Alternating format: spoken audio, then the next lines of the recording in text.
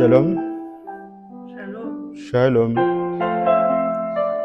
Sans plus tarder, je vous invite à se tenir debout avec nos Bibles. Nous allons prendre le livre de Psaume, Psaume 1.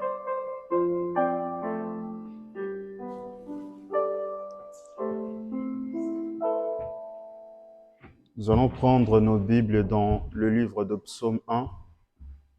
Amen. Amen. Amen. Je lis au nom du Seigneur. Heureux l'homme qui ne marche pas selon les conseils des méchants, qui ne s'arrête pas sur le chemin des pécheurs, et qui ne s'assied pas sur le banc de mon cœur, mais qui trouve son plaisir dans la loi de l'Éternel, et qui médite sa loi jour et nuit. Il est comme un arbre planté près d'un courant d'eau, qui donne son fruit à son temps, et dont le feuillage ne se flétrit pas. Tout ce qui le fait, il n'en est pas ainsi de méchant. Ils sont comme la paille que le vent dissipe. C'est pourquoi les méchants ne résistent pas au jour du jugement, car l'Éternel connaît la voie du juste, et la voie du pécheur mène à la perdition. Que Dieu ajoute la bénédiction dans sa parole. Amen. Prions ensemble. Père bien-aimé, nous venons remettre le programme d'aujourd'hui entre tes mains. Oh Seigneur. Père, nous te demandons que tu puisses conduire le début et la fin de ce programme, parce que tu as dit que nous devons venir à ta présence pour te louer. Voilà pourquoi tes enfants ont quitté leur maison pour pouvoir venir t'écouter, afin que cette parole transforme leur vie.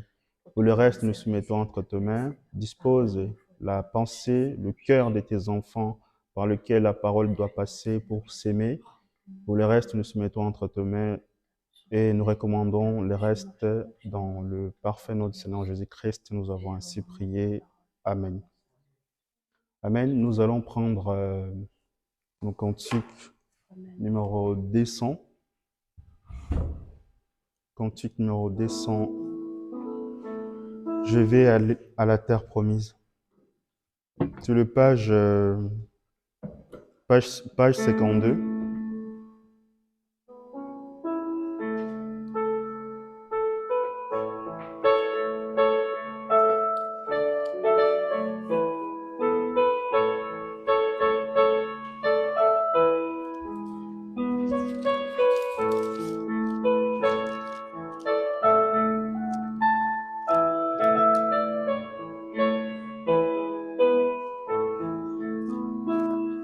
Au bord du Jourdain, je me tiens, mes yeux se portent au loin, vers le beau pays de Canaan, où se trouvent mes trésors. Je vais à la terre promise, je vais à la terre promise. Oh, qui veut venir avec moi? Oh, je vais à la terre promise. Sur ces larges plaines étendues brille un jour éternel. Là, Dieu le Fils règne à jamais et dissipe la nuit. Oh, je vais à la terre promise, je vais à la terre promise. Oh, qui veut venir avec moi? Oh, je vais à la terre promise.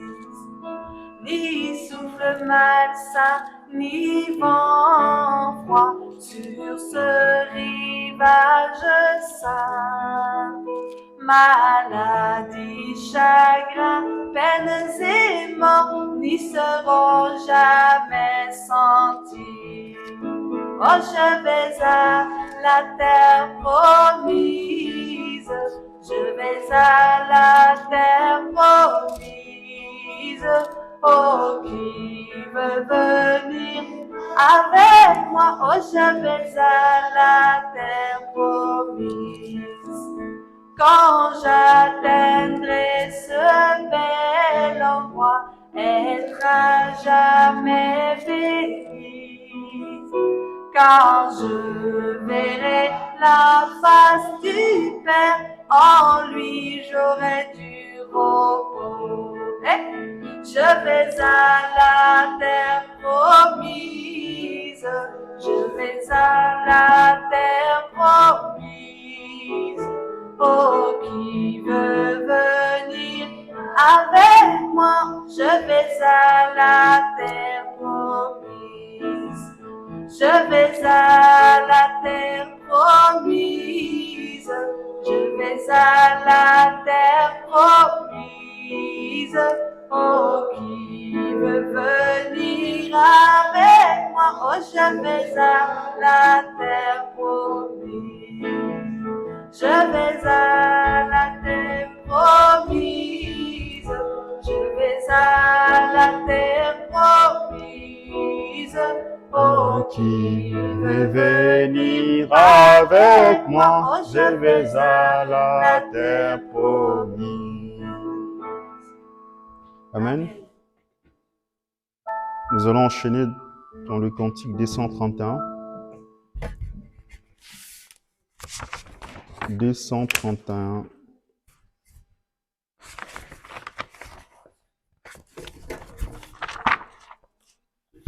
Page 59. Écoutez au ciel.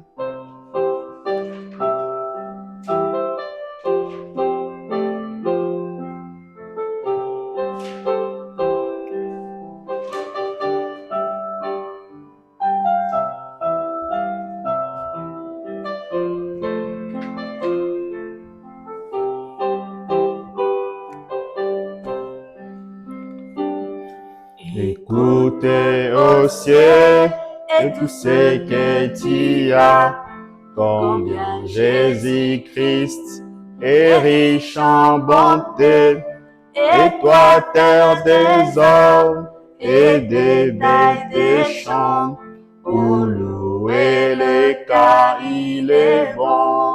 Combien il est bon, combien il est bon. Combien il est bon, mon Seigneur, mon Dieu, combien il est bon, alléluia, oui, je les louerai toujours. Il nous a créés pour la vie éternelle, mais nous avons péché et avons tout perdu. Et dans sa bonté, il se décida de nous ramener à la vie. Oui, combien il est bon, combien il est bon, combien il est bon, mon Seigneur, mon Dieu, combien il est bon, alléluia. Et je les louerai toujours.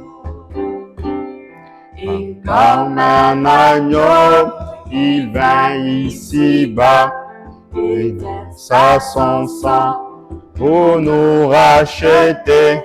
Et depuis ce jour-là, nous pouvons crier, ô mort, où est ton aiguillon? Oui, combien il est bon, combien il est bon, combien il est bon, mon Seigneur, mon Dieu, combien il est bon, alléluia, oui, je les louerai toujours. Pareil à un aigle, il rôde sur nous et voit nos besoins. Il n'est en danger et à chaque tour, il jette ses cris.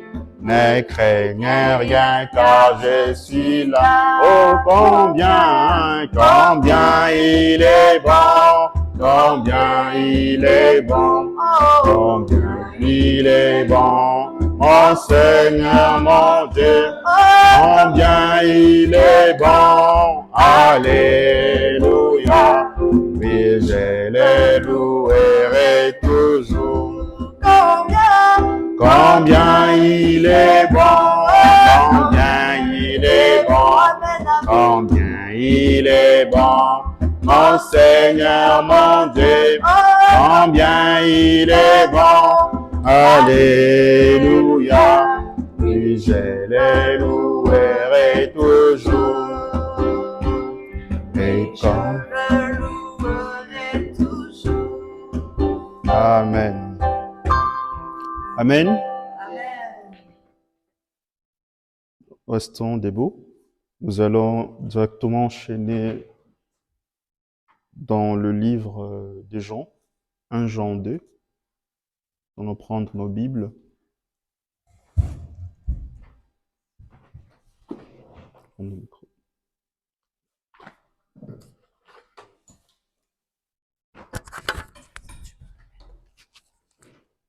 Nous allons prendre nos Bibles dans le livre de Jean, 1 Jean 2. 1 Jean 2, versets 15 à 17. Amen. Voici comment l'amour est parfait en nous, afin que nous ayons de l'assurance au jour du jugement. Tel est lui, tel nous sommes aussi dans ce monde. Il n'y a pas de crainte dans l'amour, mais l'amour parfait bannit la crainte, car la crainte implique un châtiment, et celui qui craint n'est point parfait dans l'amour. Pour nous, nous aimons parce que lui nous a aimés, le premier. Si quelqu'un dit « j'aime Dieu » et qu'il haït son frère, c'est un menteur, car celui qui n'aime pas son frère qu'il voit ne peut aimer Dieu qu'il ne voit pas, et nous avons de lui de ses commandements que celui qui aime Dieu aime aussi son frère. Amen. Amen.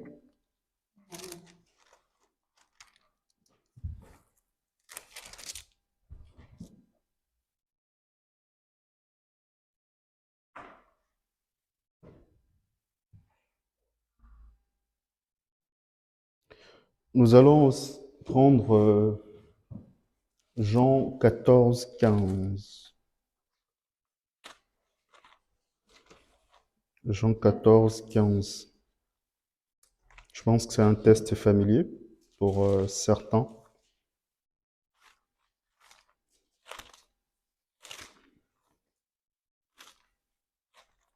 Jean 14, 15.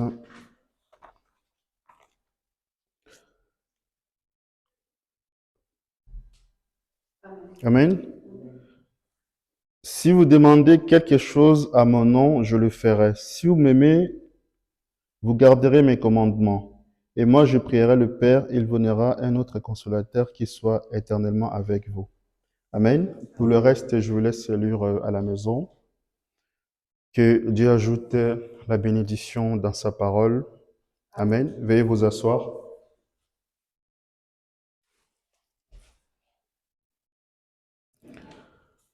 Amen. Nous rendons grâce à Dieu pour ses bienfaits. Parce que vous devez savoir, fermer les yeux, c'est plus facile de quelqu'un de fermer et d'ouvrir les yeux. Mais dormir et se réveiller, cela ne dépend que du vouloir de Dieu. Amen. Voilà pourquoi nous devons rendre grâce à Dieu. Parce qu'aujourd'hui, nous sommes encore comptés parmi les vivants.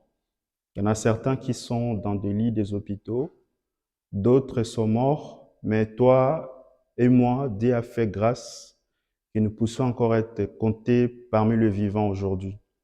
Amen. Amen. Et nous devons dire à Dieu merci pour cela, parce que ce n'est pas inhabitude. Amen. Amen. Donc, dites à la personne qui est à gauche ou à droite de vous que Dieu le bénisse richement. Que Dieu soit sa force. Que Dieu soit sa joie. Que Dieu soit tout ce que vous voudrez que vous soyez. Amen. Parce que le prophète de Dieu dit que j'aime saluer mes frères avec la main. Amen. Parce que quand nous venons ici, nous nous saluons, nous nous transmettons le Saint-Esprit. Amen. Alors qu'à la maison, il y a toujours des distractions, il y a des enfants qui peuvent crier, vous ne serez pas toujours attentif lorsque Dieu parle. Amen. Et je sais que parmi nous, il y en a certains qui ont abandonné leur maison, certains qui ont abandonné leur projet, mais ils ne sont pas venus ici, n'êtes pas venus ici pour regarder l'homme que je suis. Qu'est-ce qu'est l'homme? Mais vous êtes venus ici pour écouter Dieu parler. Amen. Et je crois que quand nous venons ici, nous venons de la maison des corrections, nous attendons que Dieu puisse nous corriger là où il doit nous corriger. Amen. Donc c'est très important. Et le même Dieu qui vous a accompagné ici est le même Dieu qui va retourner avec nous. Amen. Souvenez-vous de cette femme que les prophètes rencontrent et qu'il y avait un chien qui l'avait sauvée. Je pense que vous connaissez l'histoire ou les anciens en savent. C'était l'histoire qui s'est passée à l'ouest des États-Unis. Il y avait une sœur qui était allée dans une maison de prière pour communier avec les gens. Ils ont prié toute la nuit. Après, elle voulait rentrer. Elle a vu au ciel, il y avait beaucoup de tempêtes. Malgré ça, elle retournait au cours du chemin. Et vous savez, pendant l'hiver, chaque personne est dans sa maison. Il y avait maintenant un monsieur qui venait pour venir lui faire du mal. Il tendait sa main comme ça. Et la sœur a regardé derrière, il a vu une grande tempête qui pouvait même le soulever. Il a regardé devant, il y avait un homme qui venait pour lui faire du mal. Vous savez ce qu'elle avait fait? Elle a simplement prié le Seigneur Jésus-Christ. Et Dieu, qu'est-ce qu'il a fait? Il a envoyé un chien. Et le chien, quand il est venu derrière l'homme là, qui le poursuivait. Il commençait à gronder. Dès que l'homme a écouté cela, il a eu peur. Et la sœur est passée juste à côté de lui. Amen. Et le chien retournait s'asseoir. Amen. Donc, si vous savez que vous êtes dans la parole, Dieu peut même susciter un animal pour vous protéger. Amen. C'est très important. Parce que si vous n'êtes pas dans la parole, si par exemple, la sœur là venait d'une boîte de nuit et qu'elle priait, Dieu n'allait pas exaucer sa parole. Amen. Parce que Dieu n'écoutait pas la parole d'un pécheur. Amen. Voilà pourquoi nous devons être sûrs que nous nous tenons dans la parole. Amen. C'est très important ce que nous disons. Comme vous savez, je suis très lent à entrer et très lent à finir. Comme vous avez souvent l'habitude d'écouter les prophètes, même pendant ces prières, elle avait l'habitude de dépasser les heures. Parfois, elle prêchait jusqu'à même à 3 heures, 4 heures passées. Et la sœur Med a dit, aujourd'hui, tu vas prêcher 30 minutes. Une soirée, il a prêché et l'autre soirée, il a dépassé encore fois 2. Je pense que vous avez déjà attendu tout cela. Amen.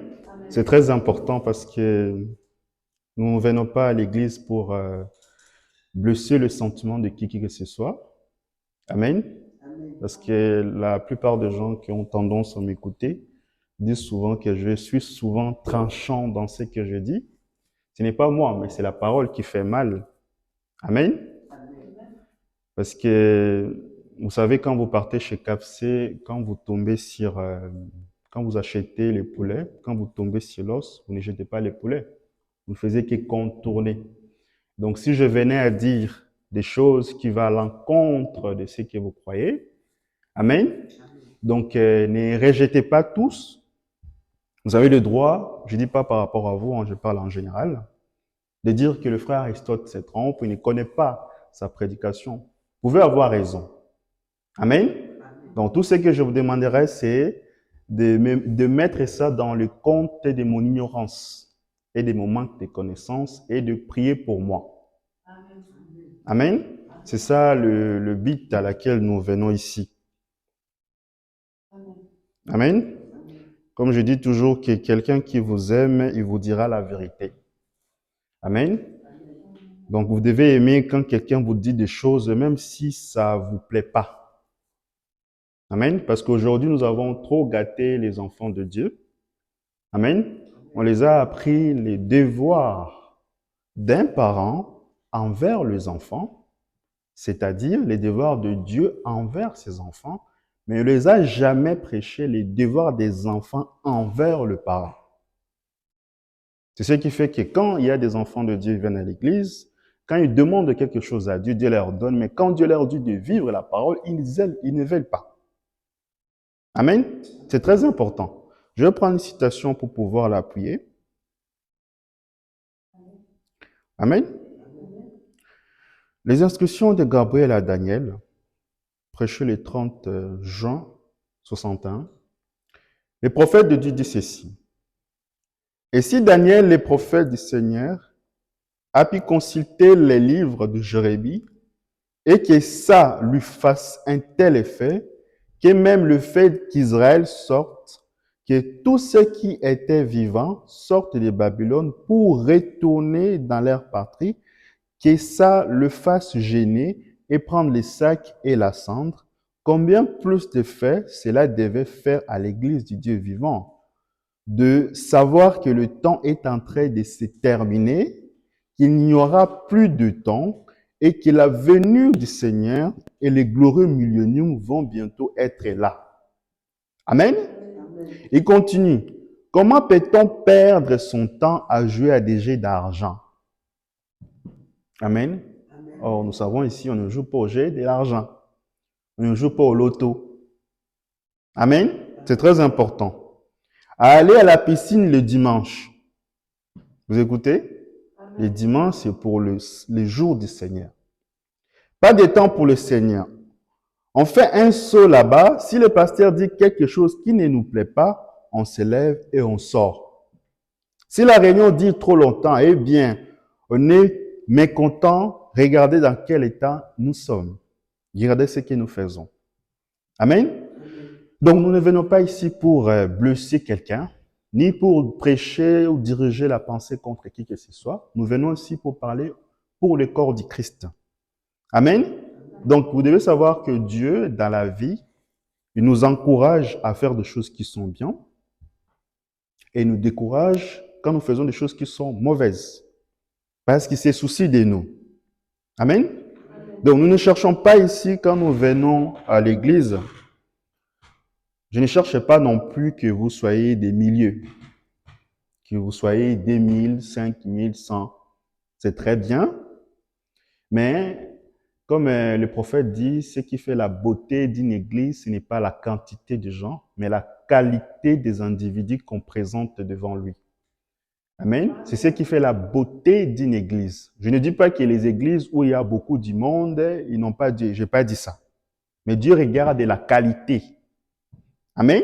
Il pouvait dire aux gens, il pouvait dire au diable, dans la ville de Hutte, mon serviteur Job, je suis fier de lui. Amen. Et donc, si Dieu aujourd'hui peut dire à Strasbourg qu'aujourd'hui Dieu est fier de vous, n'est-ce pas merveilleux? Amen. Donc, Dieu est content lorsqu'il voit ses enfants vivre sa parole. Pas seulement prêcher, pas seulement dire aux gens, mais vivre la vie de Jésus. Amen. Parce que le réveil aujourd'hui, quand le prophète dit un réveil, ce n'est pas le fait d'appeler les gens. Ça, c'est les résultats du réveil. Il est dit dans les images de Christ. Il dit un réveil, c'est lorsque Dieu vient dans ta vie, il allume le feu. Or, le feu là, c'est la vie de Christ. Quand les gens vont voir ta vie, ta manière dont tu te comportes avec les autres, la manière dont tu aperçois les autres, tu te préoccupes des autres, là, ils voient Dieu en toi. C'est ce qui va les pousser à venir à l'église. Parce qu'aujourd'hui, la vie doit se transmettre d'un homme à un homme. Et ils n'ont pas vu Jésus. La seule manière de voir Jésus, c'est de voir Jésus à travers vos vies. Votre famille ne connaît pas Jésus, mais comment ils feront pour voir Jésus? C'est à travers vous. Amen. Donc nous avons une responsabilité quand nous prêchons la parole. Quand nous prêchons la parole aux enfants de Dieu, Et les enfants de Dieu, qu'est-ce qu'ils doivent faire? Qu'est-ce que nous devons faire? Nous devons la vivre. Amen? C'est très important ce que nous disons. Donc, j'ai toujours dit que ce n'est pas la quantité qui compte, mais la qualité. Comme je parlais avec une bien-aimée, il avait appelé pour chercher une église. Je lui ai dit qu'à Strasbourg, il y a plusieurs églises. Amen. Je connais des églises du message qui sont à Mulhouse et à Nancy. Je lui ai envoyé toutes les églises. Amen. Elle était étonnée de savoir que la plupart des gens, quand on leur demande de venir dans leur église, dès qu'on leur dit « je vais aller dans une autre église », bon, et ils se fâchent souvent. « Oh non, n'y allez pas là-bas ». Moi, je lui dis « tu es libre d'y aller là où tu te sens conduit à aller ». Amen. C'est très important parce que Dieu, c'est Dieu qui produit le vouloir et le faire dans le cœur des enfants de Dieu. On ne peut pas obliger quelqu'un de rester à l'église. Donc, en aucun cas, j'essaye d'amener les gens de se rattacher à mon église. Amen. Moi, mon souci, c'est de voir que les gens puissent établir une relation personnelle avec Dieu dans laquelle ils deviennent des nouvelles créatures vivant selon la parole. C'est ça le but. Amen. Ce n'est pas à se rattacher à une église. Amen. L'église ne vous sauvera pas. Dieu vous a déjà sauvé bien avant que le monde soit. Quand nous venons à l'église, nous prêchons la parole là, vous reconnaissez votre appel. Mais Dieu vous avait déjà sauvé bien avant que le monde soit. Amen. Donc c'est très important de marteler sur ces certains points. Parce qu'aujourd'hui, je n'aimerais pas que vous soyez comme Daniel Kiri. Parce que Daniel Kiri, vous connaissez l'histoire, lorsqu'il est arrivé au ciel, devant le tribunal du trône blanc, il est venu. « Oh non, moi je suis Daniel Kiri. Je gagnais des âmes. » L'ange regarde, mon nom est dedans. L'ange a regardé, il a dit, ton nom n'est pas dedans. Il a dit, comment ça? Moi, j'ai prêché pour Dieu, j'ai amené des âmes. Il a dit, ton nom n'est pas dedans. Va au tribunal du jugement. Donc, moi, je ne veux pas que vous soyez comme Daniel Kiri. Moi, je veux que quand vous allez arriver au ciel, vous soyez des célébrités. Des célébrités, on ne leur demande pas quel est ton nom. Entre simplement. Tous les ciels vous connaissent. Amen. C'est ça mon souci. Parce que nous, dans notre époque, tous les prophètes qui sont morts, tous les grands prophètes qui sont morts derrière l'ombre de Moïse ont désiré vivre cet âge que nous vivons. Ils ont salué ça de loin. Le prophète dit, on m'a demandé dans quel âge tu veux vivre. Je dis, je vais vivre dans cet âge ici. Amen. Moi, je veux que vous soyez des célébrités au ciel. Amen. Et j'aimerais que vous tous vous y entrez. Même celui qui boite encore, s'il va au tribunal du jugement, je vais l'accompagner. Je deviendrai son avocat. Parce que quand l'ange va me poser la question, qu'est-ce que tu fais ici? Là, ça sera parole sur parole. Il est écrit, le Seigneur Jésus-Christ est celui qui laisse les 99 brebis pour aller chercher une brebis qui est perdue. Amen. Donc voilà pourquoi je suis là. Oh non, ta place n'est pas ici, allez, retourne là-bas. Non. Ça sera un échange. Donc je viens plaider pour mon frère. Amen. Donc s'il a fait des choses qui sont contraires dans la parole, mettez ça sur mon compte. Amen. Donc je préférerais que vous puissiez m'envoyer en enfer. Amen. Et que vous puissiez l'apprendre. Amen. Et le Seigneur Jésus-Christ va apparaître. Et retenez ça très bien. Ce que je dirai au Seigneur Jésus-Christ, je lui dirai, Seigneur, tu te rappelles, à l'époque de Moïse, tu as dit à Moïse, écarte-toi des côtés, que je puisse détruire les enfants d'Israël. Vous savez ce que Moïse a fait? Il s'est jeté dans la brèche entre Dieu et les enfants de Dieu. Il a dit, si tu veux les tuer, tue-moi d'abord. Amen. Donc, c'est Dieu qui vient dans ma vie, qui prend position pour vous. Mais à condition d'être des brebis. Parce que si vous êtes un bouc, là, ça n'engage que vous et Dieu. Moi, je ne suis pas dedans. Amen. Voilà pourquoi nous devons prêcher comme Paul. On ne vient pas ici faire des compromis. On ne vient pas ici pour pique-niquer ou ni pour chauffer les bancs. S'il fallait chauffer les bancs, on allait allumer les chauffages. Mais on vient ici pour prêcher la parole. Amen. Que cela fasse votre plaisir ou pas, nous prêchons la parole. Paul dit, si je prêchais encore pour faire plaisir aux hommes, je ne serais plus serviteur de Dieu. Amen. Parce qu'aujourd'hui, les gens, comme ils sont venus dans des églises, ont l'air d'orlotes. Quand ils viennent ici, on prêche la parole. Ils vont trouver toujours des occasions à quitter, mais c'est normal. Amen. Donc, c'est très important parce que au jour du jugement, il n'y aura pas d'esquisse. Dieu ne fera pas de compromis là-bas. Amen. Donc, si Dieu avait englouti les gens de Sodome et Gomorrhe, si Dieu avait englouti les gens de Noé, parce qu'ils avaient péché, amen. Donc, Dieu ne va pas nous épargner si nous restons dans cette condition à laquelle nous vivons aujourd'hui. Amen. Donc, il serait injuste, il serait dans l'obligation de ressusciter Jézabel et de s'excuser. Or, Dieu ne change jamais sa parole. C'est à nous de s'aligner dans sa parole. Amen. C'est très important ce que nous disons. C'était juste une petite parenthèse. Entrons dans notre prédication d'aujourd'hui, intitulée « Comment construire une relation personnelle avec Dieu ?» C'est ça la question qu'il faut se poser. Je vais l'aborder d'une façon simple. Même un petit enfant puisse comprendre comme moi-même je suis un petit enfant. Amen. Amen. Comment construire une relation personnelle avec Dieu? Amen. Amen. Je pense que dans 2 Jean 15 ou 17, on n'a pas eu le temps de le lire. La Bible dit que si vous aimez le monde et les choses du monde, l'amour de Dieu n'est pas en vous. Amen. Donc aujourd'hui, pour pouvoir commencer cette prédication, je vais d'abord lire des citations, après nous allons enchaîner.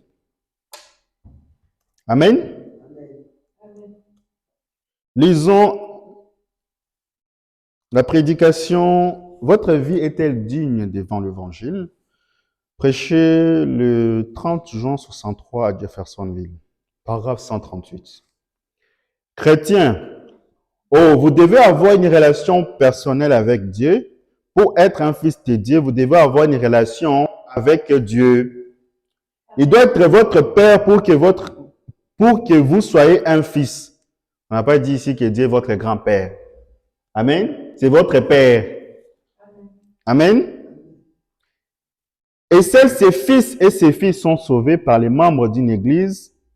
Pas les membres d'une église, mais le fils et les filles. Il n'y a qu'une seule chose qui produira cela, c'est la nouvelle naissance. La nouvelle naissance est la seule chose qui produira cette relation avec Dieu. Est-ce vrai? Amen. On va enchaîner dans une autre citation. Les réalités infaillibles de Dieu vivant, prêché le 26 juin 60, paragraphe 88. Or, il y a beaucoup de détours, si ceci, cela, ou du moment que je fais ceci, ce n'est pas cela. Vous devez trouver Dieu dans une relation et une expérience personnelle. Amen. Si vous prétendez avoir cela, alors que vous vivez encore pour le monde, il y a alors quelque chose qui cloche. Le diable vous a fait dévier à partir d'une écriture mal interprétée. Amen.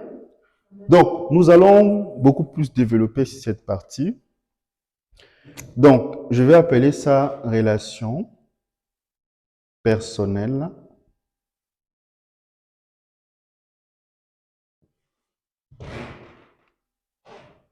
Amour du monde.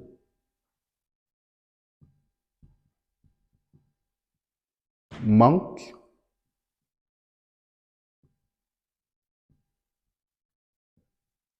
de Dieu. Amen. Vous devez savoir que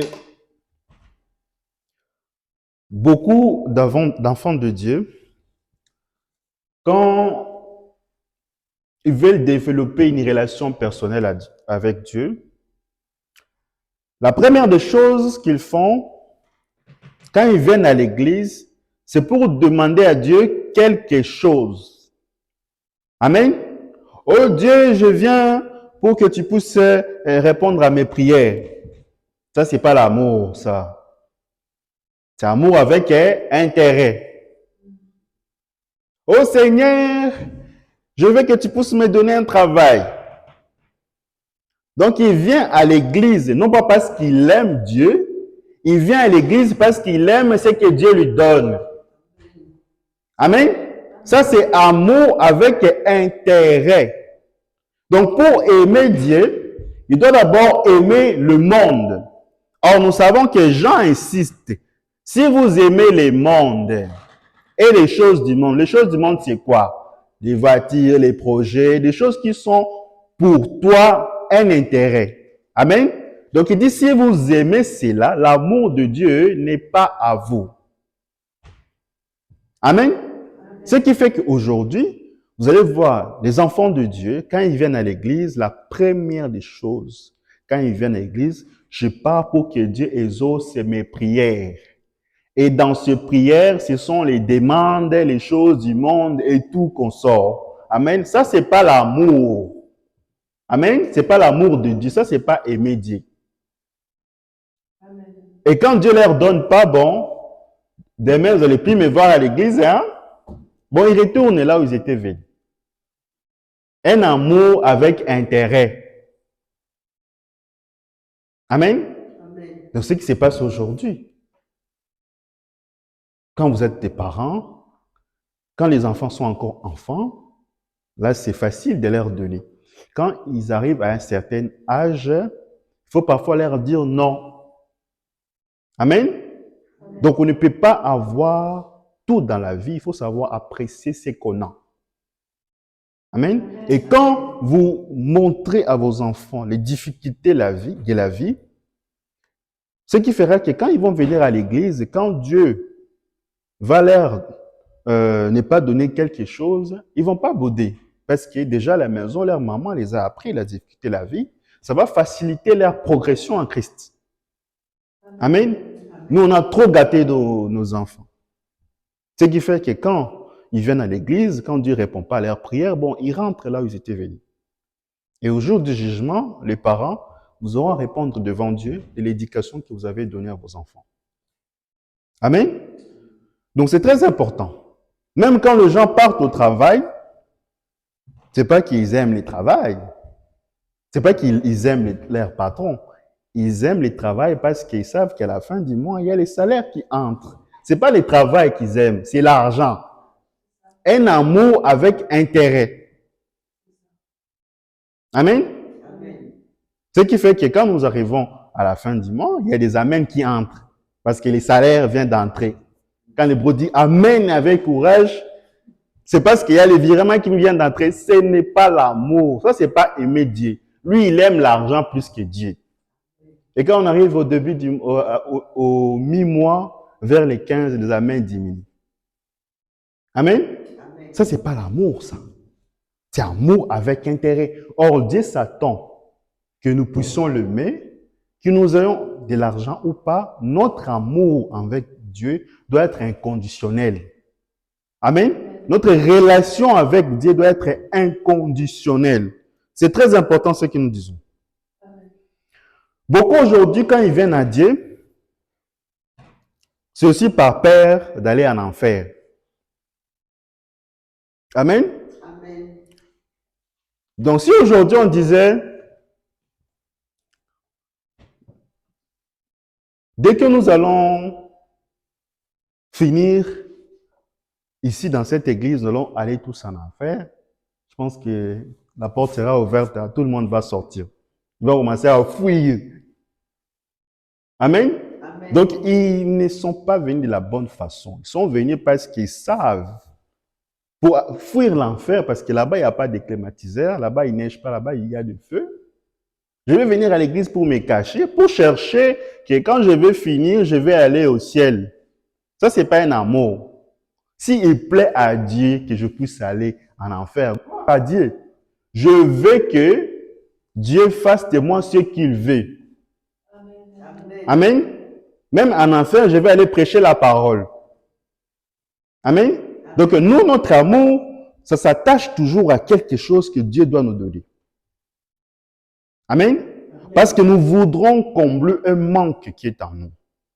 Même les enfants. Amen. Amen. Même les enfants, quand ils sont encore enfants, vous allez voir que il va venir, maman, je m'ennuie. Tu lui donnes le téléphone, il joue encore un peu. Après encore, il revient. Maman, je m'ennuie. Amen. Amen. Donc, le manque qui est dans l'air être, qui est en nous, c'est un cercle. Aujourd'hui, un enfant vient à Dieu, il demande quelque chose, Dieu lui donne. Demain, il va encore demander. Le lendemain, il va encore demander. Chaque jour, il demandera, il continuera toujours à demander. Pourquoi? Parce que il court derrière un manque, un désir. Amen. Amen. C'est très important ce que nous disons. Parce que toute la vie d'une personne passe par là. Amen. Amen. Donc, voilà pourquoi notre corps est composé de plus de 60% d'eau. Chaque jour, nous avons toujours besoin de consommer de l'eau parce que nous avons la soif à nous. Amen. Et donc, comme Jésus-Christ savait que l'homme aura toujours besoin de combler cette manque-là, il a dit à cette femme samaritaine, quiconque boit de cette eau, quiconque a encore le désir de combler un manque qui est en lui, il aura toujours quelque chose à combler dans sa vie. Ça peut être des projets, ça peut être des maisons, il y aura toujours un manque. Il a dit, tu auras toujours soif. Mais celui qui boit de l'eau à laquelle je lui donne n'aura plus soif parce que l'eau que je donne deviendra en lui comme une source de vie qui jaillira jusqu'à la vie éternelle. Amen. Amen. Donc Dieu, pour établir une relation personnelle avec toi, la première des choses qu'il fait, il enlève le manque, le désir du monde. Il vient ôter la soif du monde et il te donne sa soif. Or, la soif que Dieu lui donne, que Dieu te donne, que Dieu nous donne, c'est ce qu'on appelle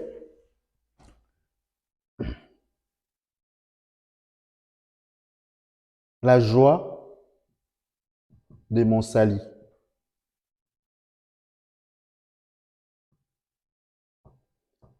Il y a des gens ici à l'église, quand nous prêchons la parole, ils ont la joie. Amen. Amen. Ils ont le salut. Ça, c'est sûr. Dieu vous a sauvé. Mais, il y en a certains aussi qui n'ont pas la joie. Il y en a d'autres qui, quand nous prêchons la parole, ils sentent quelque chose qui entre. Ils ont la joie d'écouter Dieu. Mais il y en a aussi d'autres qui n'ont pas la joie. Et le prophète de Dieu dit dans le 4e psaume, il dit quand Jean avait la révélation d'écrit Apocalypse 6, il dit ne faites pas de mal à l'huile et au vin. Or, l'huile, c'est le Saint-Esprit. Le vin, c'est la jouissance qui procure la parole. Donc, quand nous prêchons la parole, quelle est votre attitude vis-à-vis de cela? C'est la question qu'il faut se poser. Est-ce que la parole me rend plus joyeux ou plus colérique? C'est ça la question qu'il faut se poser. Parce qu'aujourd'hui, quand nous touchons le péché, tellement que les gens sont devenus un avec le péché, quand nous touchons le péché, nous les touchons. C'est ce qu'ils pensent aujourd'hui. Or, on n'attaque personne. On attaque le péché, pas l'individu. Amen. Donc c'est très important ce que nous disons. Donc Dieu, quand Dieu nous a créés, il ne nous a pas créés pour venir combler le manque. Amen. C'est bien de travailler. Je ne dis pas que c'est mauvais, c'est très bien. Parce que c'est Dieu qui nous a demandé que l'homme mangera, Dieu qui nous a dit que l'homme mangera la sueur de son front. Mais il ne faut pas que le travail devienne une occasion de chute pour ta continuité, t'avancer avec le Seigneur. Amen. Parce que quand Dieu avait créé le monde, il avait deux buts. Dieu n'était pas un plaisantin. Quand il baladait, il a dit non, je vais aller me balader comme un acteur. Oh, je vais aller me balader. Non, il avait des objectifs quand il avait créé le monde. Il avait trois objectifs. Je vous ai déjà dit. La première des choses, vous l'écouterez dans la prédication Christ et le mystère de Dieu. Il dit que c'était de se manifester. Il a voulu se manifester. Comment vous pouvez apprécier des bonnes personnes s'il n'y a pas de mauvaises personnes? Amen. Comment vous pouvez dire qu'il y a des vrais dollars s'il n'y a pas de faux dollars? Donc, il a voulu se manifester. Amen. Donc, pour pouvoir guérir quelqu'un, il faut que quelqu'un tombe malade. Pour que Dieu, quand il va voir la personne tomber malade, quand nous allons l'imposer demain, il va être guéri. Donc, Dieu a voulu se manifester, donc se dévoiler au monde. Ça, c'était le premier but de la création. Le deuxième but, c'est avoir la prééminence. Donc, l'autorité suprême sur ses enfants. Pas les diables, ne laissez pas les diables avoir l'autorité sur vous. Il n'y a que Dieu qui peut régner sur vous. Amen. Et la troisième des choses, c'est nous ramener dans notre position initiale avant la chute. Je pense que vous connaissez l'histoire. Amen. Là, c'était le but de la création. Maintenant, quand Dieu a créé maintenant l'homme, il y a eu 4 buts pour lesquels Dieu nous a créés, toi et moi. Nous ne sommes pas venus dans ce monde pour simplement manger les KFC, comme je sais qu'il y en a certains ici qui sont des champions de manger les restaurants, des fast-food. Ils n'aiment pas préparer à la maison. Amen. Dieu ne nous a pas créés pour ça. Dieu nous a créés pour 4 choses. Retenez ça bien, il faut que ça entre. La première des choses, c'était pour contrôler. La deuxième des choses, c'est pour régner. La troisième des choses, c'est pour les louer. La quatrième des choses, c'est pour les servir.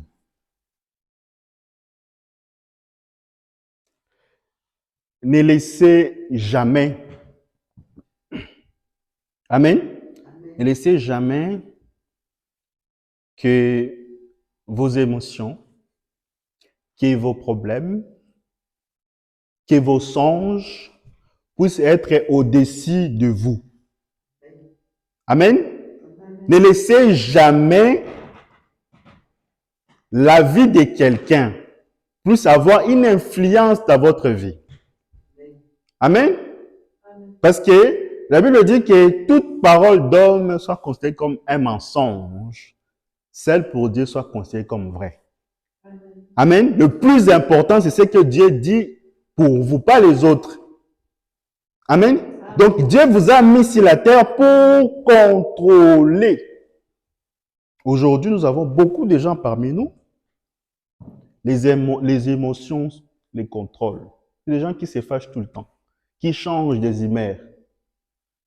Amen. Vous êtes dans les trams, quelqu'un vous piétine. Non, non, je fâche. Je te piétine aussi. Les émotions lui contrôlent. Amen. Parce que vous devez savoir que l'homme, dans la vertu de la tempérance, le prophète Dieu dit que la tempérance, c'est la maîtrise de soi. Il dit que l'homme qui a le contrôle sur ses émotions vaut plus qu'un héros qui a vaincu 10 000 soldats. Un homme qui a le contrôle. tes émotions.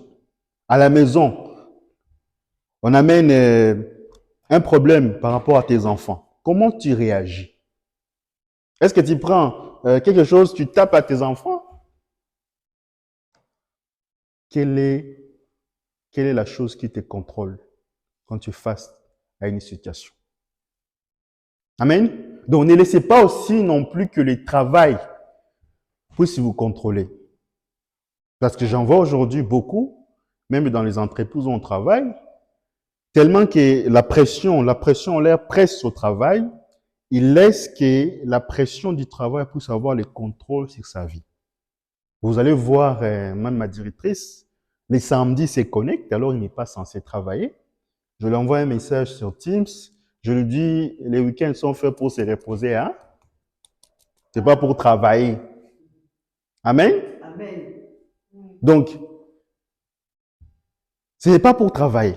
Parce que quand tu subis une pression chaque jour, ça s'accumule. Au bout d'un moment, tu ne vas plus arriver à s'y porter. Voilà pourquoi ils vont péter des câbles dans les entreprises. Amen. Donc, je le disais que quand toi, tu n'étais pas là, l'entreprise marchait. Quand tu ne seras pas là, l'entreprise va aussi marcher. Donc, il ne faut pas se tuer à la tâche. Amen. Il ne faut pas se tuer à la tâche. C'est très important, je l'ai dit, que tu ne peux pas travailler au-dessus de ta force. Vous voyez cette bouteille, c'est 30 centilitres, 50 centilitres. Si on met plus de 70, 100 centilitres, ça ne va pas entrer dedans. C'est-à-dire que quand vous donnez plus de travail à quelqu'un dont on n'a pas la capacité d'arriver à travailler le travail de 3 à 4 personnes, il ne va plus y arriver. Même dans la vie, ça nous apprend. Amen. Dieu n'est pas quelqu'un qui va vous donner des choses qui dépassent vos forces. Il ne fait jamais ça.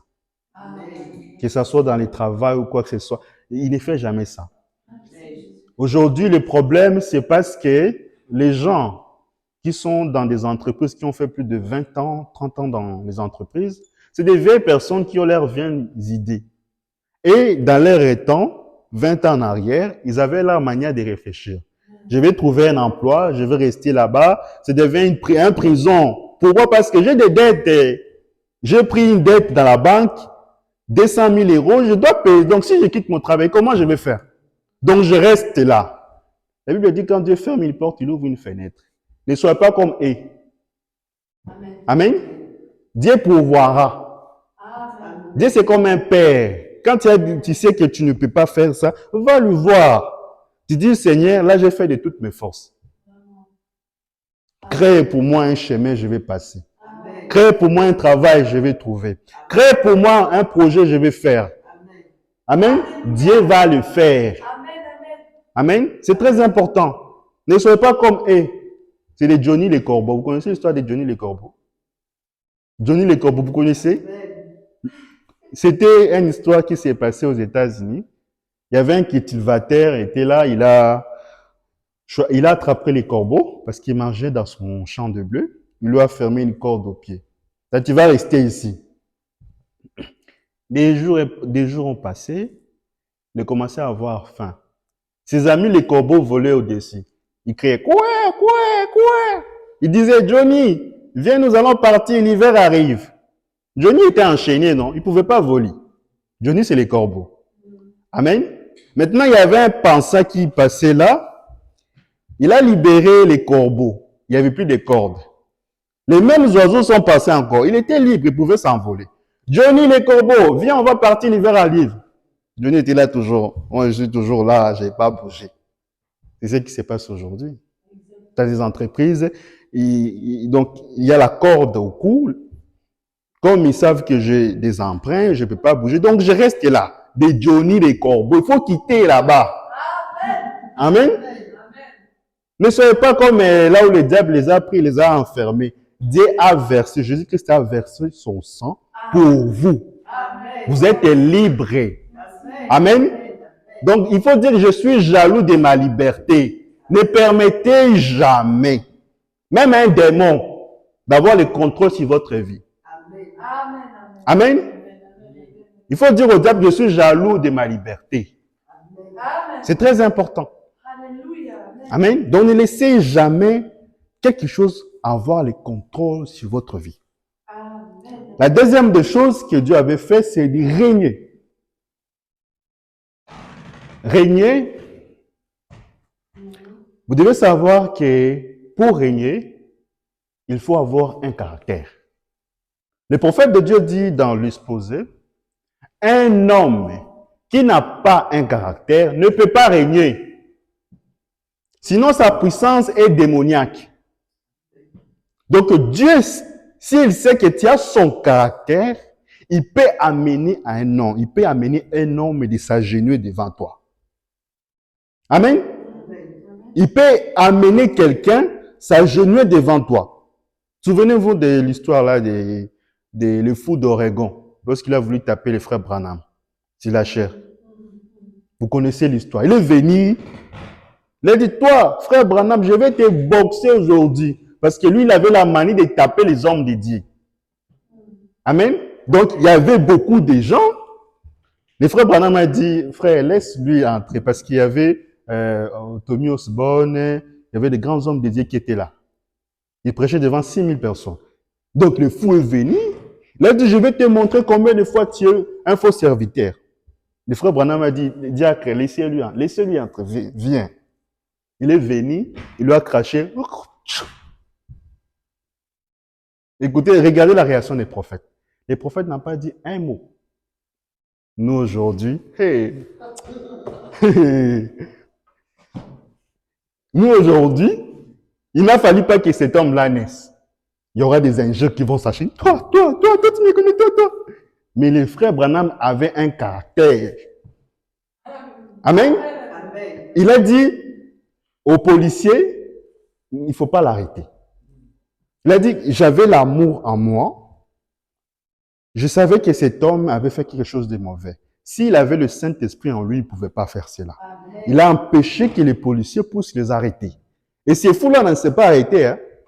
Il est encore venu. Je vais te montrer combien de fois je suis fort. Il a voulu taper les frères Branham. Les frères Branham, le Saint-Esprit qui est en nous lui a dit, dis-lui qu'aujourd'hui, il va s'agenouiller devant toi. Dites à votre problème, aujourd'hui, tu vas t'agenouiller devant moi.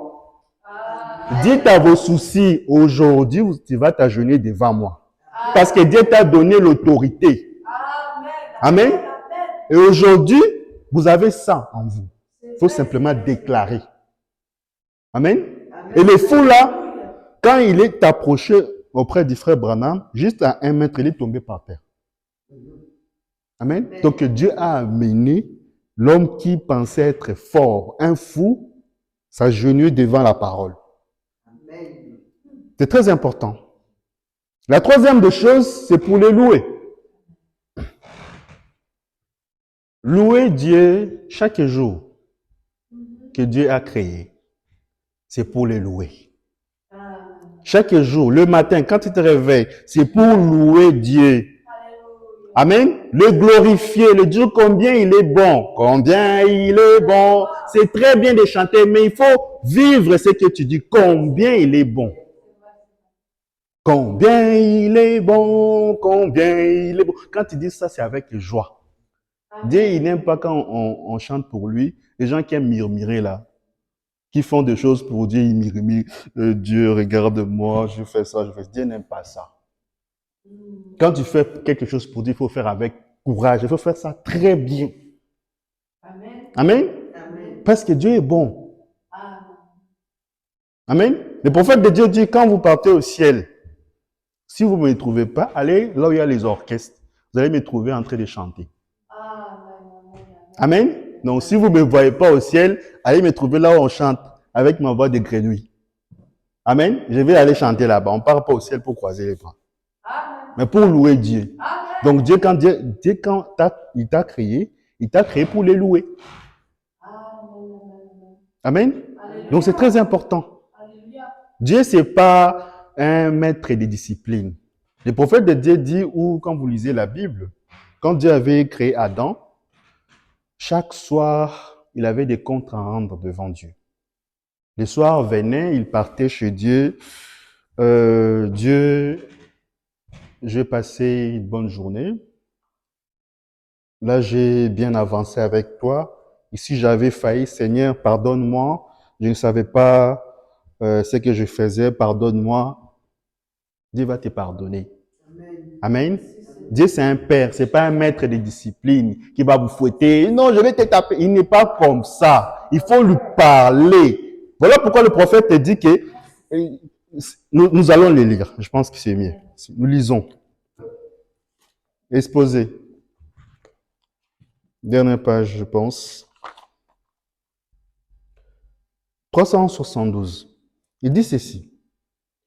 En aucun instant, je n'apporte aux gens un message pour les pousser à me suivre, ou à se rattacher à mon assemblée, ou à fonder un groupe, une organisation. Je n'ai jamais fait cela et je ne le ferai pas maintenant. Je n'ai pas d'intérêt pour ces choses. J'ai en revanche un intérêt pour les choses de Dieu et pour les gens, et je serai satisfait si je peux réaliser une seule chose. Cette chose, c'est de voir s'établir une relation spirituelle véritable entre Dieu et les hommes, dans laquelle les hommes deviennent de nouvelles créatures en Christ, remplis de son esprit et vivant selon sa parole. Une relation personnelle avec Dieu. Pas une relation simplement parce que Dieu me donne de l'argent, il me donne un travail, donc je pars à l'église. Un amour avec intérêt, un faux amour. Amen. Amen. Donc, nous devons aimer Dieu même si ça ne va pas dans nos vies. Même si nous avons des hauts, des bas, nous devons l'aimer. Notre contrat avec Dieu, c'est un CDI. Amen. C'est pas un stage ou une alternance, c'est pas ça. Un CDI, un contrat direct indéterminé, irrévocable. Il n'y a pas de démission, hein? Amen. Ne soyez pas comme certains qui quittent les messages. Vous voyez si les nets mouvements quitter les messages. Amen. Ce n'était pas un appel pour eux. Ils ont suivi la foule, ils ont regardé les dons, dans le premier pool, deuxième pool, ils ont suivi. Comme ça n'avait jamais été un appel pour eux, c'est normal qu'ils retournent là, ils sont venus. Paul a dit, ils sont sortis de nous parce qu'ils n'ont jamais été de nous. C'est normal qu'ils sortent. Amen. Donc Dieu t'a fait grâce de comprendre sa parole. Nous devons nous rendre toujours continuellement merci. La quatrième des choses, c'est pour les servir. Le prophète de Dieu dit, Dieu retire un homme sur la scène lorsque cet homme finit à faire le travail à laquelle Dieu lui a appelé sur la terre. Amen. Donc quand je me tiens là, je suis sur mon poste de devoir.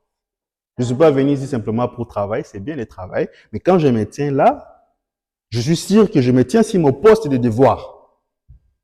Amen. Quand vous jouez de la musique pour Dieu, quand vous venez à l'église, quand vous faites ceci, vous êtes à votre poste. Amen. C'est très important, ce que nous disons. Nous allons maintenant prendre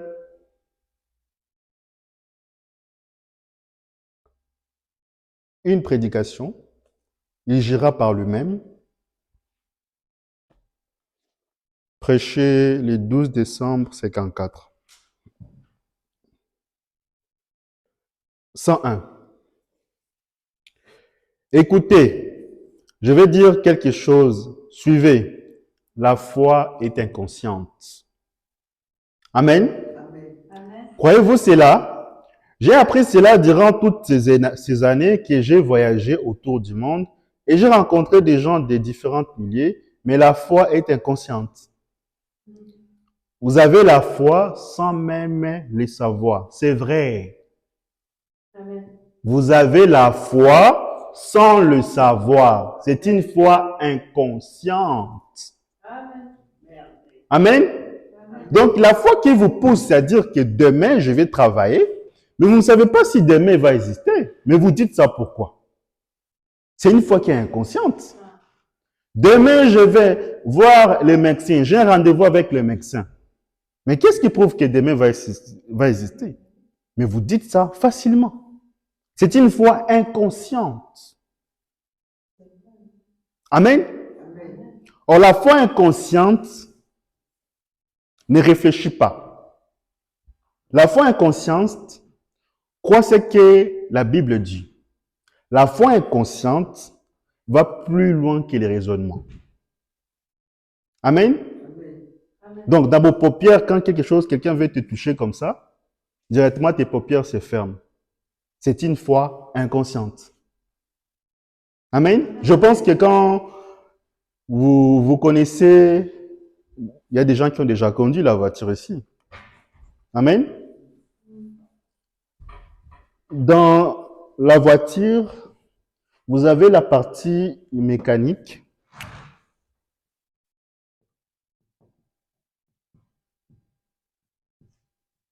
et la partie dynamique.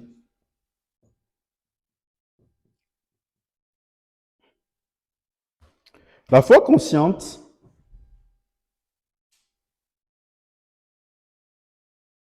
est la partie à laquelle vous interagissez avec votre voiture. Quand vous passez des vitesses 1, 2, 3, c'est mécanique.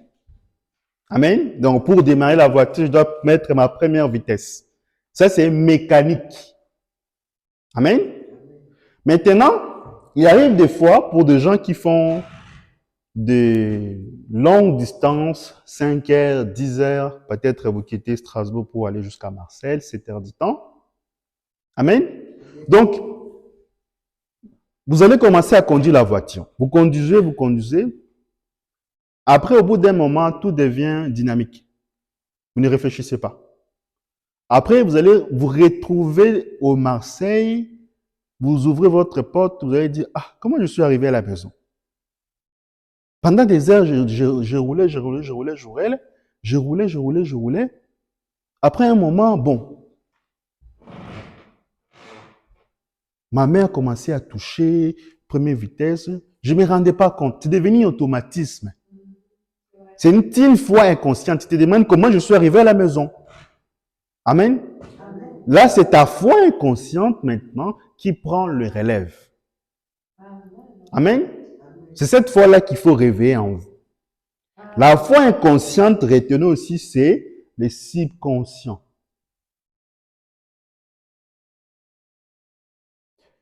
Dans la partie subconscient, vous devez savoir que quand nous sommes vivants comme ça, nous sommes conscients. Nous réfléchissons, nous parlons, nous sommes conscients. Quand nous dormons, c'est la partie inconsciente qui se réveille en nous. Amen. Amen. C'est ce qu'on appelle les subconscients. Or, les subconscients vont plus loin que la conscience. Je vous parlais avec un de vous, je vous disais que quand vous êtes dans votre songe, quand tu veux pisser au lit, je pense qu'il y a des enfants qui ont déjà passé par là, vous avez toujours un songe qui apparaît dans votre sommeil. Il apparaît quand vous voulez pisser, directement dans votre songe, vous commencez à aller aux toilettes. Et quand vous pissez des vrais, hein?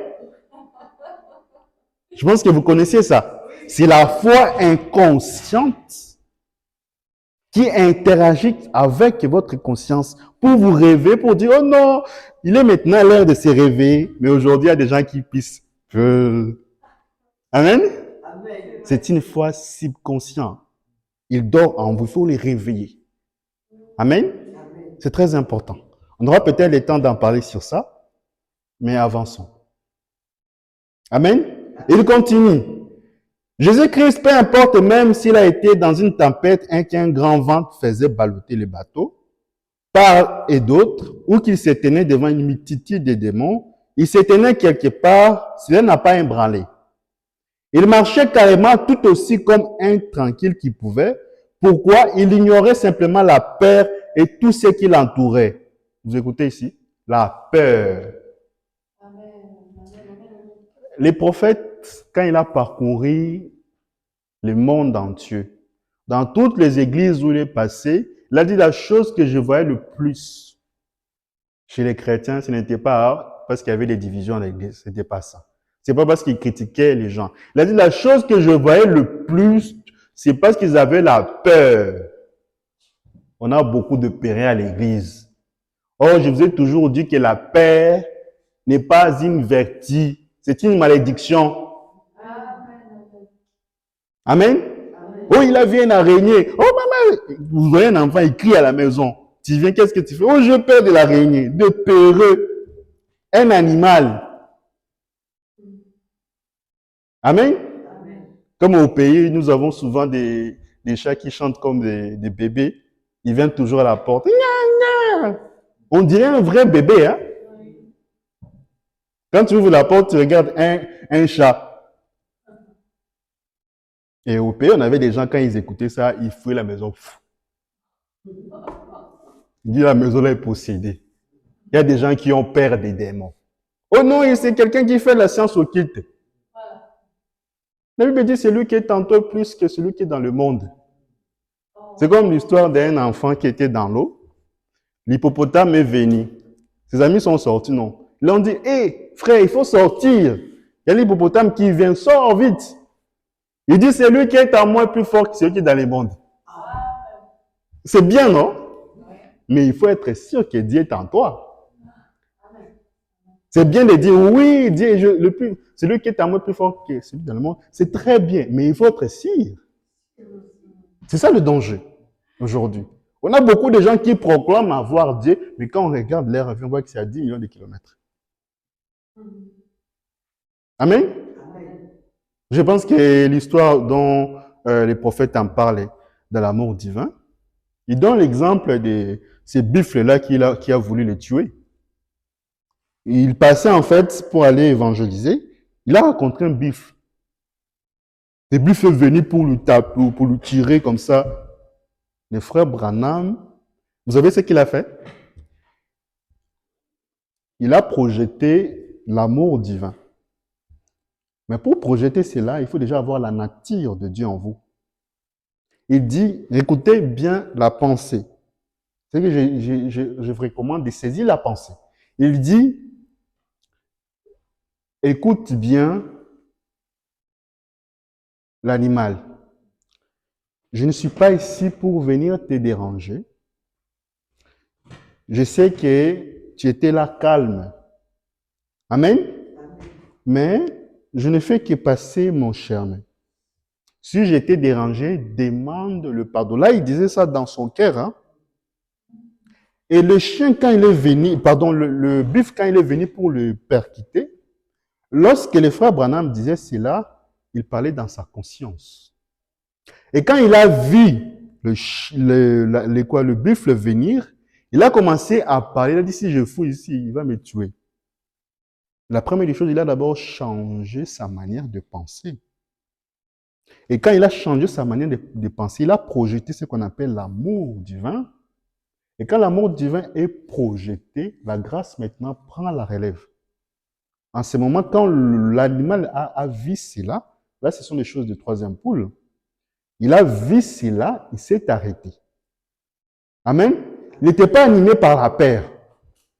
Parce que la Bible dit que l'amour parfait bannit la peur. C'est exactement ce qui s'est passé à l'époque de Daniel.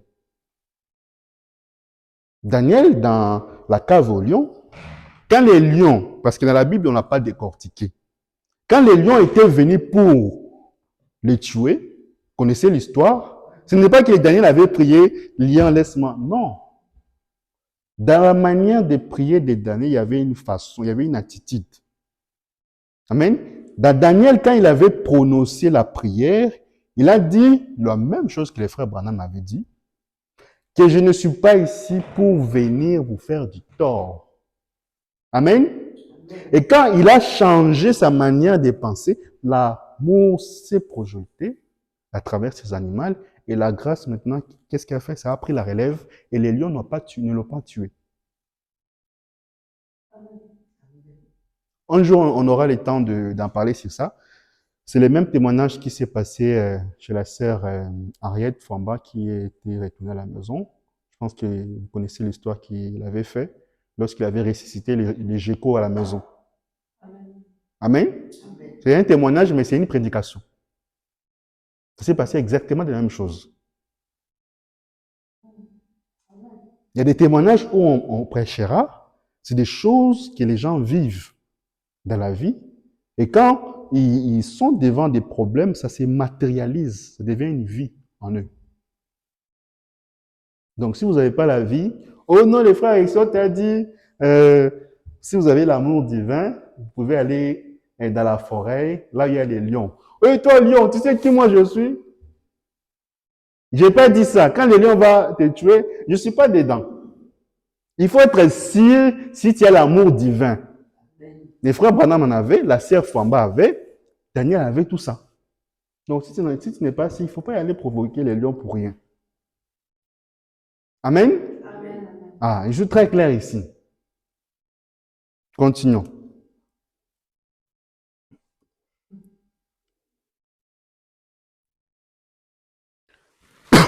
Si la chose allait s'accomplir ou pas, s'il était sûr, ne s'accomplirait pas. Parce que Dieu l'avait dit, il ne disait pas, oh, je me demandais si je priais sérieusement. Je me demandais si j'ai gêné assez longtemps.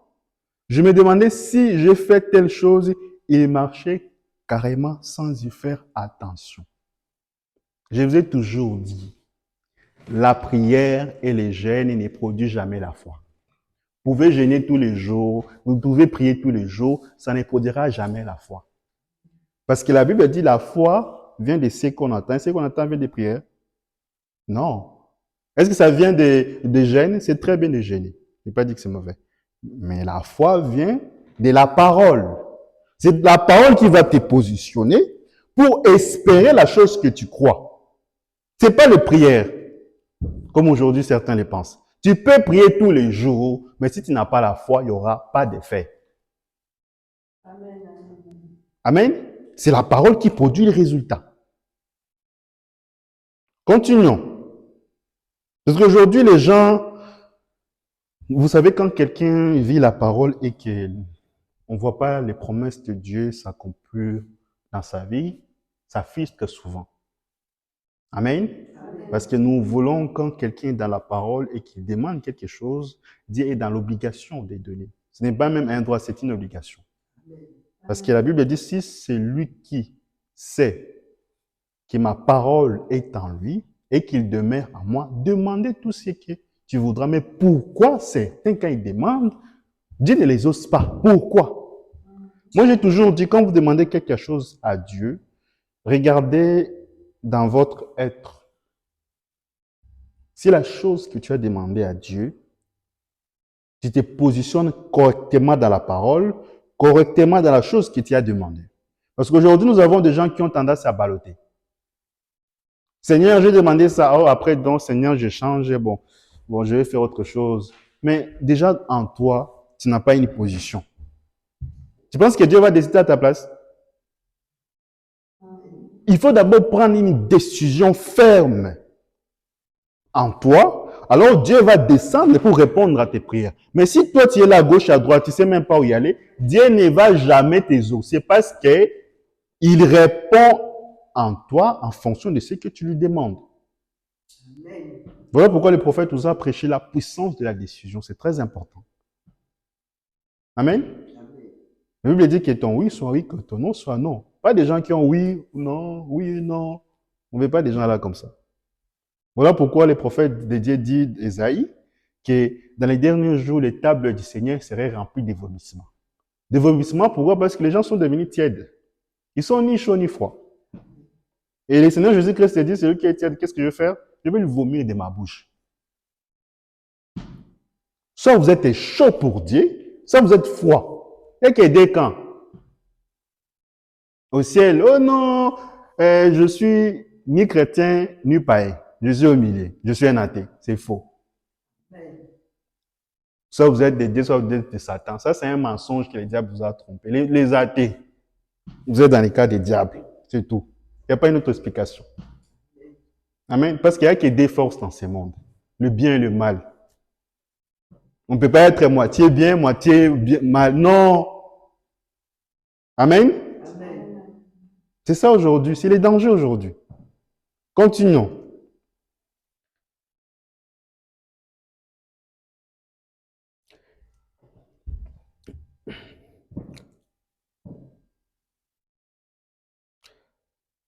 C'est 133. Et vous également, vous êtes ici pour accomplir cela. Marchez en ignorant la peur. Marchez tout en ignorant les critiques. Amen. Amen. Donc, souciez-vous de ce que Dieu dit. Peu importe ce que les autres disent de vous. Parce que l'homme ne peut voir que dans la limite de 15 millions de pixels. Amen. Au-delà de ça, ses yeux ne peuvent pas voir. Amen. Nous nous soucions de ce que Dieu dit de nous, pas ce que les hommes disent de nous. Amen. Parce que là, les hommes peuvent t'acclamer, oui, tu es un bon frère, c'est très bien. Je dis pas que c'est mauvais, mais Dieu, est-ce qu'il est d'accord avec ce que les autres ont dit? C'est ça la question qu'il faut se poser. Soucions-nous de ce que Dieu dit de nous. Amen. Pas de ce que les autres disent de nous. Quelqu'un peut te flatter pour avoir quelque chose de toi, tu es un bon frère, après tu lui donnes quelque chose. Mais quand Dieu dit que tu es un bon frère, il le dit ouvertement avec un cœur ouvert. Dieu n'est pas un hypocrite. Amen. Marcher ignorera le monde. Oh, c'est là où ça blesse beaucoup. Amen. Parce qu'aujourd'hui, nous avons beaucoup d'énonceurs aujourd'hui. Comme la Bible dit, ou les prophètes nous enseignent aussi, que les serres, si Dieu vous a fait la grâce d'avoir des cheveux naturels, il faut les garder. Ne cherchez pas à copier, je vais mettre des mèches longs. Donc, lui, quand il voit les top modèles à la télé, donc je vais mettre cette cheveux, la couper ici, hein. Après je vais faire comme ça. Ah! C'est grave. Donc aujourd'hui, les gens copient plus le monde. Le prophète a dit, marchez, il y aura le monde. Amen. Vous êtes des princesses dédiées. Vous ne verrez jamais le monde vous copier. Il ne faut pas les copier non plus. Amen. C'est très important aujourd'hui. Parce qu'aujourd'hui, le plus dangereux, c'est ce qu'on voit aux réseaux sociaux. Vous allez voir beaucoup de gens, beaucoup de nos sœurs, quand ils vont sur les réseaux sociaux, ils font une petite vidéo. Ils se filment. Je ne dis pas que c'est mauvais, c'est très bien. Si le but est, je précise bien, le but est d'édifier vos sœurs qui vous regardent de loin. Mais si le but est d'attirer les gens pour qu'ils vous apprécient, oh frère, oh sœur, tu es jolie, etc., c'est que tu as mal compris. Au lieu de se soucier d'examiner ta vie dans la parole, tu te soucies de ce que les autres disent de toi. Ça, c'est important, ça. C'est des futilités. Amen. Et vous allez voir, ils vont être pressés à lire les commentaires. Ah, là, ça va dire, ah, je suis bien. Demain, il part acheter encore des vêtements très jolis. C'est des bêtises. Des choses qui n'ont ni tête ni queue. Je ne dis pas que vous devez le faire. Vous pouvez le faire si le but est de montrer à des nouveaux venus qui viennent à l'église, de leur montrer la mode, comment s'habiller dans le message. Des jupes longues, il n'y a pas de jupes courtes. Tu en connais là. Amen. C'est bien, mais si c'est dans le but d'avoir les appréciations, il faut oublier. C'est des futilités qui n'ont rien à voir dans la parole. Donc, et quand on leur demande de vivre ou d'avoir des chevelures longues, ils attendent que quand il y aura une publicité qui va sortir la mode, donc à ce moment-là, ils vont maintenant arrêter de mettre les cheveux longs, de changer, parce que c'est la mode qui a dit. C'est pas la parole. Amen. Alléluia. Si la maladie vous frappe, marchez avec Dieu. Amen. Dieu n'envoie pas les maladies pour ses enfants. Pour écouter ça. Dieu n'est pas l'auteur des maladies.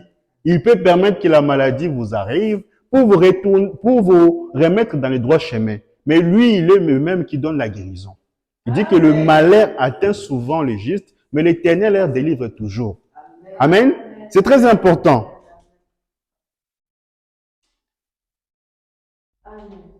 Si les voisins ne vous aiment pas, marchez avec Dieu. Le prophète continue. Continuez simplement de marcher avec Dieu. Que les voisins n'aiment pas. Que les gens au travail n'aiment pas, je m'en fous. Moi, je me soucie de ce que Dieu dit de moi. Si Dieu m'aime, cela me suffit. Point final. J'ai besoin que de l'amour de Dieu. C'est tout. Amen. Parce que lui, il peut m'aimer même dans mes faiblesses. Parce qu'aujourd'hui, il y a des gens, quand ils ne te connaissent pas encore, il va t'aimer. Mais dès qu'il sait que tu as des faiblesses en toi, l'amour qu'il avait envers toi change. Ça diminue. Mais Jésus n'est pas comme ça. Que tu as des faiblesses, que tu as bien, je t'ai aimé comme ça. Je t'ai aimé comme ça. Amen. C'est ça le plus important. Amen. Il a dit, je t'ai aimé, même quand tu n'étais pas encore aimable. C'est vrai. Quand les gens qui t'avaient abandonné, quand tu n'avais même pas crié au message, sachez-le bien, les prières que vous faites aujourd'hui, ça n'a jamais changé quelque chose dans votre vie. Dieu vous a aimé quand vous n'étiez même pas aimable, quand vous étiez encore dans le monde. Il vous a protégé jusqu'à ce que vous êtes arrivé jusqu'ici. Amen. Ce n'est pas les prières que vous faites aujourd'hui qui changent quelque chose. Ça n'a rien à voir. L'amour que Dieu a pour vous, c'est inconditionnel. Amen. Amen. Amen. C'est très important. Merci Seigneur Jésus. Continuons. Enoch a marché comme cela un jour. Savez-vous ce qu'il fit? Il est carrément rentré à la maison avec Dieu. Il était tellement avancé sur la route qu'il ne voulait plus retourner. Amen. Marchez avec Dieu. Si le médecin dit que vous allez mourir, marchez avec Dieu. Amen. Vous écoutez? Amen. Le médecin a dit que je vais mourir. Il a dit, docteur, on t'a écouté, hein? Tu es allé à l'école, tu as fait les médecines, c'est très bien. Mais moi, je veux avoir la vie des docteurs et des docteurs. Lui qui est le spécialiste de choses impossibles. Il opère sans cicatrice. Le grand médecin Amen. est ici maintenant. Amen. On chante toujours ça. Le grand médecin est ici maintenant. Les compatis sont Jésus. Il est ici maintenant. Amen. Amen. Amen. Les grands médecins. Amen. Amen. Amen. Amen. Donc, c'est son avis qui compte le plus. Amen. Même quand vous avez des soucis, des problèmes, etc., moi, je vais avoir la vie de mon Créateur. Amen. Amen. Amen. Amen. Un seul mot qui peut sortir de sa bouche vaut plus que tout ce qu'un homme pourra dire durant toute sa vie. Amen. Un seul mot. Amen. Amen. Amen. Dieu n'est pas un homme pour mentir. Amen. Amen. Dieu n'est pas un homme pour rester avec la dette de quelqu'un. Il n'est pas comme ça. Quand il dit quelque chose, soyez sûrs qu'il va accomplir. Amen. Amen. Amen. C'est très important. Continuons. Car Dieu vous a promis, je ne te délaisserai point. Je ne t'abandonnerai point. Je serai avec toi jusqu'à la fin du monde. Vous écoutez? Amen. Et il jura par cette alliance qu'il vous fait, qu'il confirma, sera alors marchez simplement avec Dieu. 106. Vous aurez vos hauts et vos bas. Vous écoutez? Amen. Ne vous inquiétez pas. Il vous faudra traverser des carrés, des ronces, si des rochers tranchants, si des escarpements, descendre les flancs des coteaux, gravir des montagnes, sur les eaux, mais marcher avec Dieu. Oui, oui. Amen. Il y a tant de collines à gravir. Vous avez déjà entendu cette vieille chanson. Mais cela semblera petit lorsque vous arrivez à la fin du chemin. Oh là là, vous allez regarder bien là, tout ce que cela a été. Vous allez jeter un regard en arrière sur les empreintes de vos pas. Ça ne représentera pas grand-chose. Amen. Donc, comme le prophète avait l'habitude de le dire, ou quand vous écoutez la Bible, la difficulté des temps présents n'est pas comparable aux choses à venir. Le peu de souffrances que nous passons sur la terre ici ne correspond même pas aux bonnes choses que Dieu nous réserve. Parce que quand Paul était allé au 3e ciel, il a vu des choses que l'œil n'a point vues, que l'oreille n'a point entendues, des choses que Dieu garde pour des enfants qu'il aime. Amen. Des meilleures des choses que Dieu garde pour vous. Donc les difficultés que nous passons ici sur la terre, c'est juste pour un court du temps. Amen. Les soucis, les inquiétudes, c'est pour un peu de temps. Amen. Vous savez, quand quelqu'un, je connais des gens qui postulent, vous allez voir quelqu'un, il a postulé plus de 100 CV, 1000 CV. Après, quand il a eu un entretien et qu'il a accepté au travail, vous allez voir, il va oublier tous les efforts qu'il avait faits, tous les sacrifices qu'il avait faits. Amen. Un jour suffit à l'homme pour le rendre heureux. Un jour. Vous pouvez passer par des difficultés chaque jour, mais le jour où Dieu dit qu'aujourd'hui ça suffit, ça suffit. Voilà pourquoi je vous dis toujours, il y a une différence entre souffrir avec Dieu et souffrir sans Dieu. C'est deux choses différentes. Les gens du monde, ils peuvent souffrir, Ils vont souffrir bien parce qu'ils n'ont pas Dieu. Mais nous, quand nous souffrons, nous avons une limite. Dieu sait que non, ce frère, cette sœur, il peut souffrir jusqu'à tel niveau. Amen. Amen. Il peut te faire passer par des épreuves jusqu'à tel niveau. Donc, il ne peut pas te faire passer par des épreuves qui dépassent tes forces. Voilà pourquoi il dit à Pierre, avant que les coqs chantent 3 fois, tu me régneras. 3 fois. Avant que les coqs chantent 2 fois, tu me régneras 3 fois, pardon. Donc, il savait jusqu'à ce que Pierre pouvait croire sa parole. Amen. Voilà pourquoi c'est très important d'aimer Dieu. Amen. De savoir que les difficultés ici, c'est juste pendant un certain temps. Amen. Nous aurons toute l'éternité devant nous à festoyer, être dans la joie avec Dieu. On aura tous ces temps-là. Les temps que nous passons ici, c'est juste pour un petit temps. Les épreuves que Dieu nous fait passer, ce n'est pas pour vous frustrer, pour vous mettre en colère, c'est pour forger en vous un caractère. Parce que Dieu sait la seule manière de venir auprès de lui, la seule manière que vous puissiez régner, c'est justement de vous faire passer par là.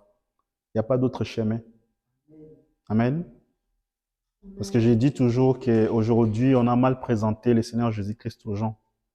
On les a toujours dit que le Seigneur Jésus-Christ, c'est un grand-père, un grand-père, un grand-père. Donne-moi, donne-moi, je te donne, donne-moi, je te donne. Non. Il arrive parfois Dieu dit non, il faut dire Amen aussi. Quand il donne, il faut dire aussi Amen. Amen. C'est comme ça que Dieu veut que nous puissions marcher. Regardez, souvenez-vous de l'histoire de Job. Il a dit, quant à mon serviteur Job, je suis fier de lui. Quand Dieu est venu, il a enlevé tout le bien. Job n'a pas dit, oh non, ce sont les sorciers des familles, je vais aller à l'église, je vais prier. Non, il a dit, l'Éternel a donné, l'Éternel a répliqué, que son nom soit glorifié. C'est comme ça que Dieu veut que nous soyons. Pas des gros bébés qui ne veulent pas grandir. Amen. Vous devez atteindre un certain niveau avec Dieu. Vous savez, quand vous marchez, vous avez des étapes. Moi, je dis toujours que je ne peux pas croire quelqu'un qui a fait plus de 10 ans, 20 ans dans le message, rester dans la même position à laquelle il est. Pour moi, il y a quelque chose qui ne va pas. Parce que quand nous prêchons la parole, votre attitude vis-à-vis de la parole reflète quel genre de semence qui est en vous. Amen. On est là pour vous aider parce que vous devez savoir que quand nous prêchons la parole, c'est une semence. Elle doit grandir. Mais s'il ne grandit pas, c'est qu'il y a quelque chose qui est fausse. Il y a que 3 cas, nous savons à l'église. Soit vous êtes un chrétien, vous êtes un croyant, soit vous êtes soi-disant croyant, soit vous êtes un incroyant. Donc, si vous êtes un croyant, votre vie aurait changé. Mais si votre vie ne change pas, il y a quelque chose qui ne va pas. C'est que vous êtes soit un croyant, un incroyant, soit un incroyant. Amen. Donc, nous venons à l'église pour que la parole nous change. Nous ne venons pas pique-niquer. Nous venons à l'église pour un objectif. Nous venons que quand nous venons à l'église, que la parole que nous allons prêcher puisse nous aider à relever tous les défis de la vie. Que la parole que nous allons prêcher, ça nous aide à prendre des décisions parce que le monde, c'est notre exercice. Là, nous enseignons, le monde, on s'exerce. Les situations vont venir, les problèmes vont venir. Maintenant, notre manière d'agir vis-à-vis de cela définit notre avancée avec le Seigneur. Amen. Nous venons ici pour que la parole nous permette d'avancer avec Dieu. Comme cette sœur-là avait dit, je ne suis plus ce que j'étais. Je suis sûr, je ne suis pas encore devenu ce que je vais être, mais ce qui est sûr, je ne suis plus ce que j'étais. Amen. Amen. Donc nous allons nous lever pour clôturer la prière d'aujourd'hui.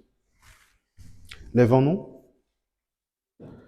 Combien il est bon, combien il est bon, combien il est bon, mon Seigneur, mon Dieu, combien il est bon, alléluia.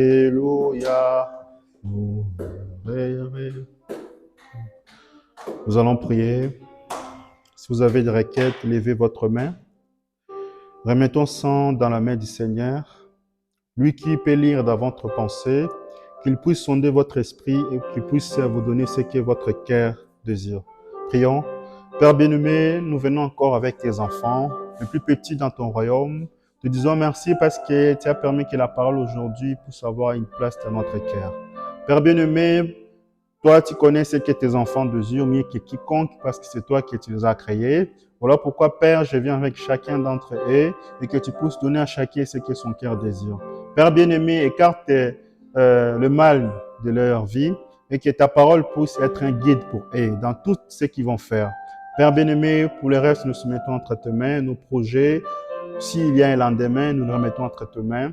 Nous leur bénissons dans le parfait nom du Seigneur Jésus-Christ. Nous avons ainsi prié. Nous savons que tu as déjà donné parce que la croix croit que la parole est vraie. La foi croit que tout ce que nous disons, ça va s'accomplir. Nous le soumettons, nous le remettons entre tes mains dans le parfait nom du Seigneur Jésus-Christ. Nous avons ainsi prié. Amen. Allez dans la joie du Seigneur. Que Dieu vous bénisse.